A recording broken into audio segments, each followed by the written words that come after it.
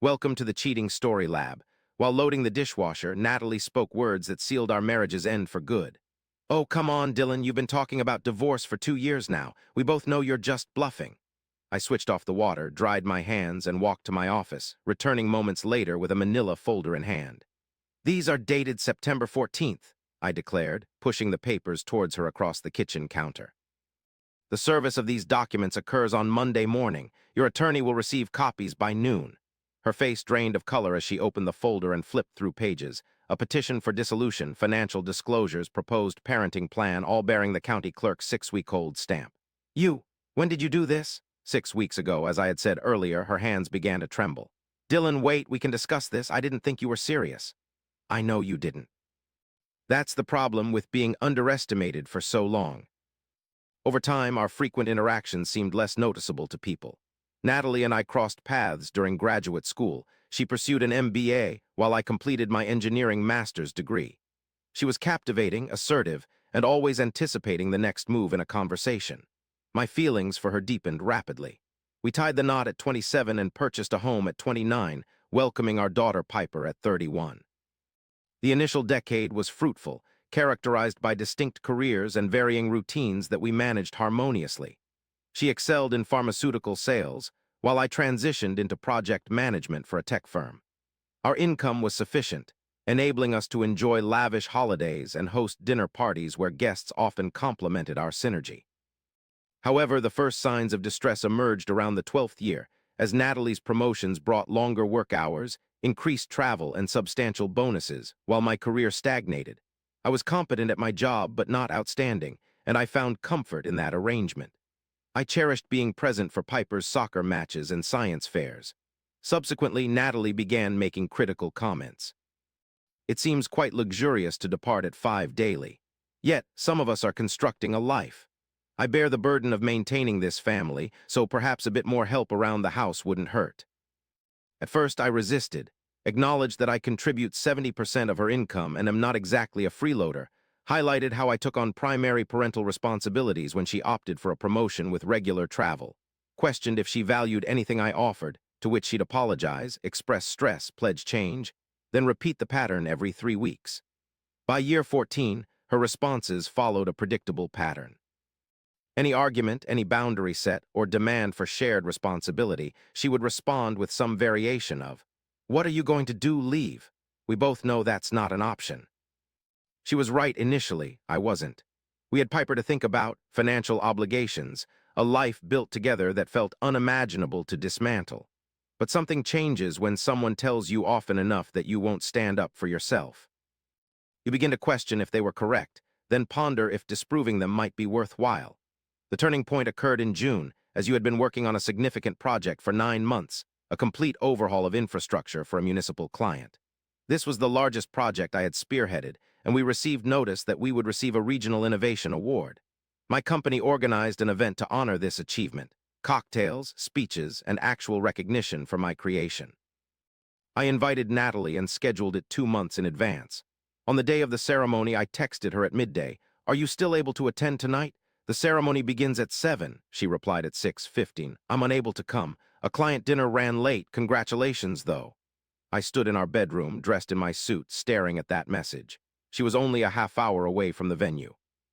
The event was significant to me, and she had been aware of this for weeks, yet a routine client dinner took precedence. I went alone to collect my award and engage in small talk. Colleagues inquired about my wife's whereabouts, returned home at 10 to find her watching TV. "How was work?" she inquired, not even glancing up from her phone. "You could have made it." "Don't start this again. I told you I had commitments," I replied. "You have obligations every night, yet tonight was an exception," she sighed, implying I was being unreasonable. "What do you want me to say, that I'll choose your social gatherings over deals that finance our home social gatherings? I want you to show some consideration for my life."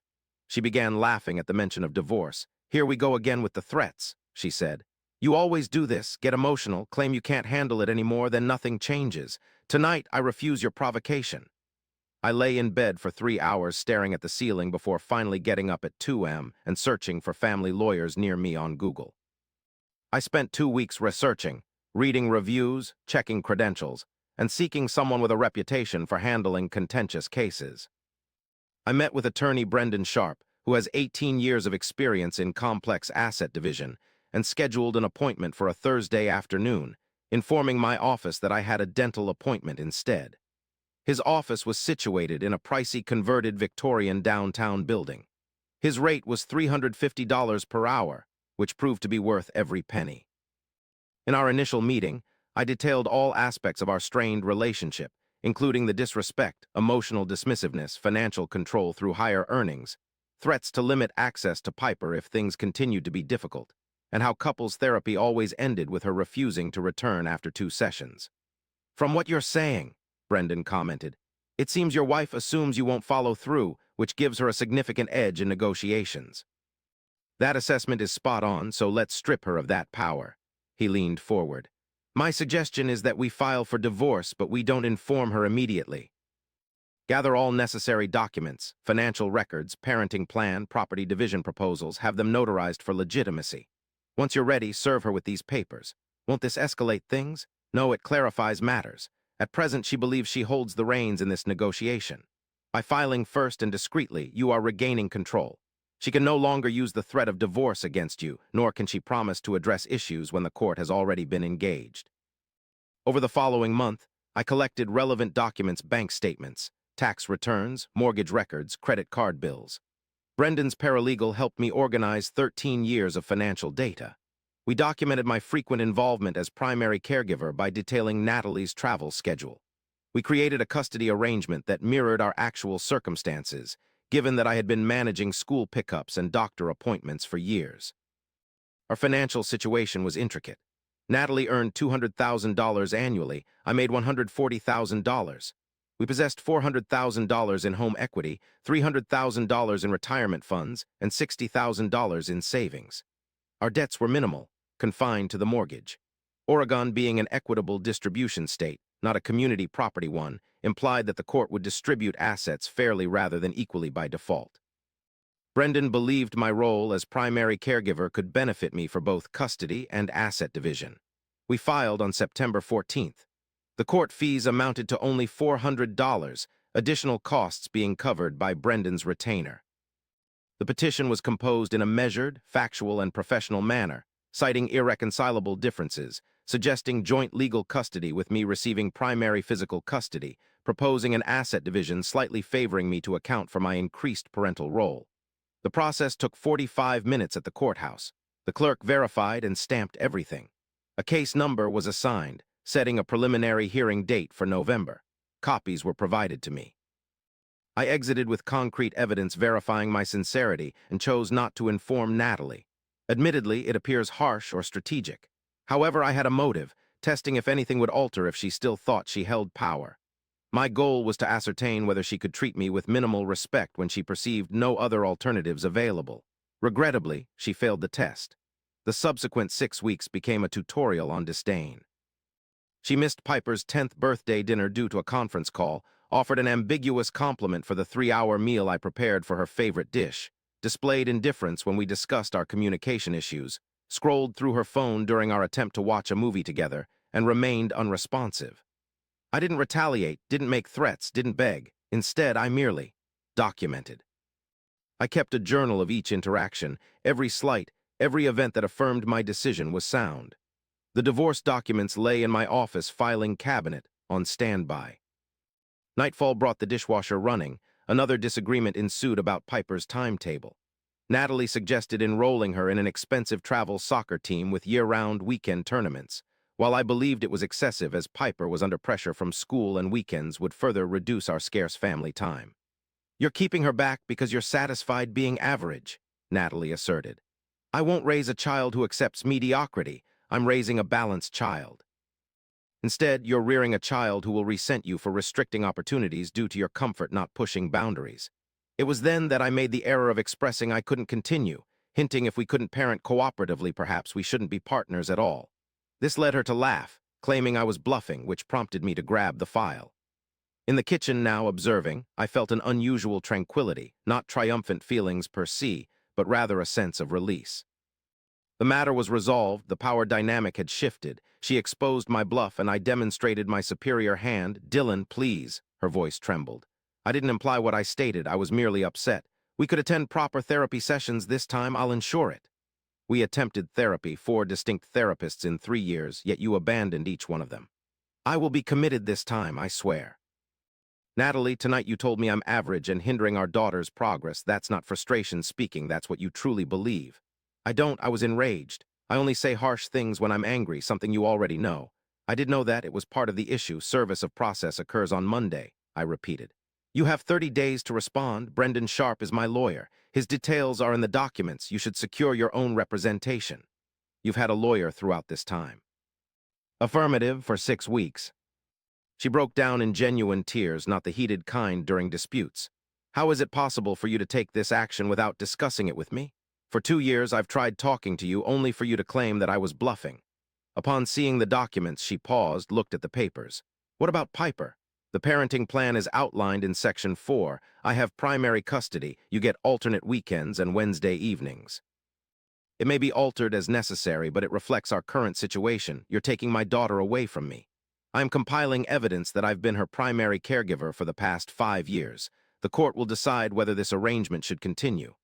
Her tears morphed into rage. You orchestrated this. You meticulously planned it all to undermine me. No, I planned it because every time I tried to talk, my words were ignored. I couldn't reach an agreement with someone who underestimated my power, so I resorted to this. Power, she tossed the papers onto the counter. You're attempting to exert financial control over me via legal means, which constitutes financial abuse. 3 months ago, you threatened to restrict my custody if I continued to speak out. In every dispute we've had for 2 years, you've manipulated money as a weapon. I'm not controlling you, I'm shielding myself. I won't sign any agreements. The court will proceed regardless of your participation. This realization seemed to stop her. She hadn't realized that the system would move forward without her consent. It appears she was under the impression that her agreement mattered. On Monday, I waited 6 weeks to see if you'd change, but you haven't shown any signs of valuing this marriage or respecting me as a partner. Therefore, this is a test, and it's sickening, Dylan. It's not a test, it's confirmation. She examined the documents again, reading them more thoroughly this time. I observed her reviewing our financial disclosures, covering all accounts, salaries both hours, exposed to a judge's scrutiny. This portrays you as a wealthy individual who travels frequently for work, she murmured. It casts you as a cruel husband. I'm simply detailing my role as the primary caregiver. The judge will draw their own conclusions about that. She lifted her gaze towards me, perhaps for the first time in months. Do you despise me? No, then why are you doing this? Because I no longer trust you, and I cannot remain married to someone I don't trust. That was the reality. In the past 2 years, our relationship had suffered irreparable damage, not from a single betrayal, but from countless seemingly insignificant disregards. Each eye roll, each interruption, every instance where my feelings were treated as an annoyance, they all added up to something that felt like indifference. You cannot cherish someone who scorns you. She attempted various strategies within an hour. She proposed compromises like temporary separation, attempting dating once more and starting fresh from the ground up. She invoked guilt, considering the impact on Piper, our families, and our community standing. Anger followed, warning that this decision would be a regret, as no one will endure one's constant need for validation. I allowed her to run through each emotion. I remained unresponsive, unwilling to defend or argue as the papers had been filed, the decisions already made. By midnight, she retired to bed, or technically the guest room, the door clicking shut. I sat in the kitchen, rereading the divorce petition penned by Brendan, finding it flawless, clear, and undeniable that this was happening. The following Monday, a process server arrived at Natalie's office at 9 a.m. I had not informed her of his visit. 9:45 found her calling, enraged and embarrassed due to being publicly served at work. You did that intentionally, she spat out. I did it legally. Where one receives service isn't under my control, she ended the call. In the afternoon, an email arrived from lawyer Felicia Wren. Engaged to represent Natalie Kershaw in case 24 FL 6834. All future communications should be directed through me. This is beneficial, as we needed that boundary. The following 8 weeks were a unique form of torment. Natalie oscillated between attempts to reconcile and efforts to retaliate. She'd text paragraphs about our past good times, then tell her family I had betrayed her without warning. She'd propose therapy, only to claim financial abuse by monitoring our shared expenses through her attorney. Piper sensed something was amiss but remained unaware of the details. We finally disclosed it to her 3 weeks later, after service had been served. We've chosen to separate but remain your parents, and it isn't your fault. Changes may occur, but we'll always be here. You voiced concerns about the soccer argument, but it was not the cause of our separation. We've made numerous attempts to resolve it. I understand, you said, your voice small with quiet acceptance. I still love you both, and you love me too. The initial court date is set for November 19. In attendance will be lawyers, us, and a judge who seems to have heard this situation countless times before. Brendan will express our stance. Our marriage is beyond repair, primary custody to me due to the established caregiving pattern, fair division of assets reflecting parental responsibilities. Natalie will present her proposal. Shared 50-50 custody, equal asset division, spousal support for her, considering her higher earning years. 1. The judge scheduled a mediation session in January, advising us to resolve our disputes to avoid spending $30,000 on court battles. However, we failed to reach an agreement. In the subsequent 6-hour mediation process, Natalie's attorney argued that my unexpected submission indicated I was manipulative and unsuitable for primary custody. Contrarily, Brendan presented 3 years of documented evidence showing I had been the primary caregiver while Natalie traveled 200 days annually. We ultimately agreed on a 60-40 custody arrangement, with me having Piper 60% of the time and Natalie 40%. Neither spouse received alimony since our marriage lasted under 15 years, and we both had stable professional income. The assets were divided 55-45 in my favor, taking into account parental responsibilities and my maintaining the house where Piper would primarily reside. Natalie received $220,000 from the home equity and retirement funds, while I retained $240,000 and the property. Debts were split equally. Though neither of us left in a state of contentment, we avoided financial ruin. The final decree was signed on March 7. 2. The judge assigned a mediation date for January to encourage resolving our issues without incurring $30,000 in litigation costs. Unfortunately, we couldn't come to terms. During the ensuing 6-hour mediation process, Natalie's lawyer claimed my unexpected filing revealed manipulative tendencies, making me unfit for primary custody. Brendan countered by presenting 3 years of records demonstrating I had served as the principal caregiver during Natalie's 200-day annual travels. We compromised on a 60-40 custody arrangement, with me taking care of Piper 60% of the time and Natalie having her 40%. Since our marriage lasted less than 15 years, neither partner received spousal support, as we both held professional jobs. Our assets were allocated 55-45 in my favor, considering my responsibility for parenting and the fact that I would maintain the home where Piper resided primarily. Natalie obtained $220,000 from the property's equity and retirement funds, whereas I kept the house and received $240,000. We shared debt equally. Neither party walked away feeling satisfied but avoided destitution. The final decree was signed on March 7. 18 years of matrimony came to an end. A 4-page decree, I felt no emotion as I signed it, neither relief nor sorrow, just a hollow acceptance that something once present was now absent. At the final hearing, Natalie attempted one last time, catching me in the courthouse corridor. She said sorry for everything, for disbelieving, for taking for granted, for saying those hurtful things, you deserved more. Do you think, in a few years perhaps we could try again when we've both grown? I looked at her. Still radiant, still captivating, still the woman I'd loved for 2 decades. No, why not? Because you only apologized once I filed, because it took legal papers to make you listen, because I waited 6 weeks in hope that you'd change on your own and you didn't. You're sorry now because you're losing something, not because you understand the pain you caused. Her eyes welled up. That's not true. It is true. And that's all right, you're not a villain, Natalie. You weren't able to appreciate me until I was no longer around, a characteristic shared by certain individuals. You're someone who surrenders easily. In contrast, I know when it's time to depart. I left her behind, exiting the courthouse under the March sunshine, got in my car, drove home to a house now solely mine where Piper would await me after school, where I'd prepare dinner and assist with homework, continuing to be the consistent parent I had always been. Was I content? Not yet, but I was free. The essence of calling someone's bluff lies in its unpredictability. Occasionally they have nothing, and occasionally they possess a 6-week-old signed petition for dissolution while one assumes they still hold power. For a long time, Natalie believed I wouldn't leave because I had threatened and stayed before. She was correct. However, people transform when pushed beyond their limits, when one mistakes patience for weakness, when one confuses commitment with captivity. My threat was not empty. I had been biding my time, planning to reveal my move. But when I acted, it was too late. The contest was finished.